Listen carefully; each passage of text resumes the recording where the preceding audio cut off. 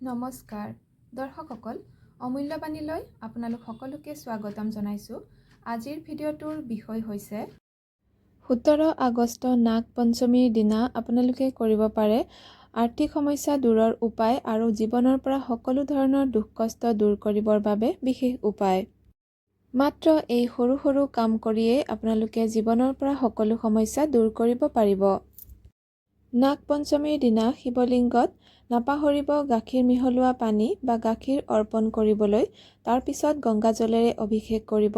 এই কামখিনি কৰোঁতে নিজৰ মনৰ কোনো ইচ্ছা থাকিলে কৈ ল'ব আৰু ওম নমঃ শিৱায় মন্ত্ৰ জপ কৰি থাকিব।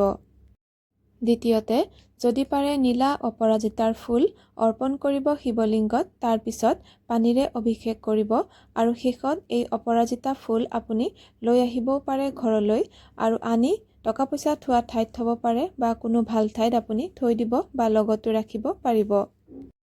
এনেকৈ কৰিলেও আপোনাৰ জীৱনলৈ সৌভাগ্য নিশ্চয় আহিব। তৃতীয়তে, এখিলা বেলপাত ল'ব। এখিলা বেলপাত মানে তিনিটীয়া বেলপাতকহে এখিলা বুলি ধৰা হয়। চিত্ৰত দিয়াৰ দৰে এই বেলপাতৰ তলৰ দুটা পাতত সেন্দুৰৰ পেষ্ট লগাই দিব আৰু মাজৰ বেলপাতটোৰ ওপৰত চিত্ৰত দেখাৰ দৰে কলৱা বা হাতত বন্ধা সূতা, আপোনাক যিমান দীঘল সূতাৰ দৰকাৰ সিমানটো পৰিমাণে এনেকৈ ৰাখি দিব।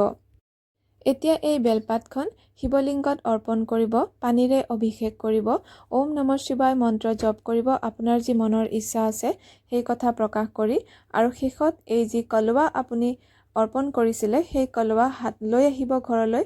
সেয়া আপুনি হাততো পিন্ধিব পাৰে বা লগত ৰাখিব আৰু যিকোনো কামত যাওঁতে আপুনি সেই কলৱা লগত লৈ যাব বা হাতত পিন্ধি যাব। সকলো কামতেই আপুনি নিশ্চয় সফলতা লাভ কৰিব। চাকৰিৰ পৰীক্ষা বা অন্যান্য পৰীক্ষা বা যিকোনো কামত ওলাই গ'লে আপুনি লগত লৈ যাব এই সূতা বা কলৱা। আজিৰ ভিডিঅ' ইমানতে সামৰিছোঁ। ধন্যবাদ।